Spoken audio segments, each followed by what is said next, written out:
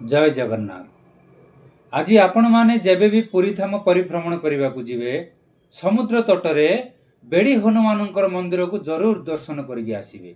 कहीं ना सेठी हनुमान को सोनार बेड़ी द्वारा बांधिकी रखा जाइछि। बहुत सुंदर कथाटीए। रावण भली प्रबल प्रतापी जे कि हनुमान को बांधिकी रखि पारि नथिला, किए से मर्यादा पुरुष कि हनुमान को सोनार बेड़ी रे बांधिकी रखिछि। अति सुंदर। जेतेबेले प्रभु जगन्नाथ पुरी धाम रे जगन्नाथ मंदिर निर्माण करी सेठी रहिबाकु स्थिर कले, तांकर प्रकृत भक्त होउछि समुद्र। से कौन कले ना समुद्र भगवान को दर्शन करने आशारे प्रत्येक दिन जाई तांको मंदिर पानी द्वारा भरपूर कर दउथिले, जहा द्वारा भगवान को टिके असुविधा होउथिला। भगवान जगन्नाथ कौन कले, तांकर परम भक्त हनुमान को डाकी कहले, अरे हनुमान तू जाई समुद्र तटरे पहरा दबु, जेमिति कि समुद्र मो मंदिर को स्पर्श करि परिबोनी। हनुमान प्रभुंकर कथा मानी जाई सेही तटरे पहरा देले।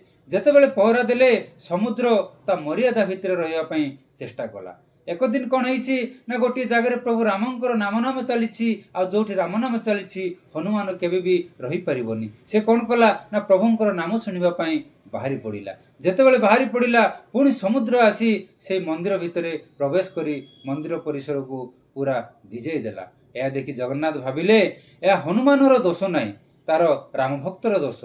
एणुकरी प्रभु जगन्नाथ कौन कले ना हनुमान को गोटे सुनार बेड़ी द्वारा बांधि दे कहले जे आज पर्यंत तमे समुद्रर पहरा दब, कोठी राम नाम हेले भी तमे आउ जाई परिबोनी। सेहितिपई आज सेठी हनुमानर बेड़ी मंदिर नाम रे सेठी प्रभु हनुमान पूजा पाउछंती।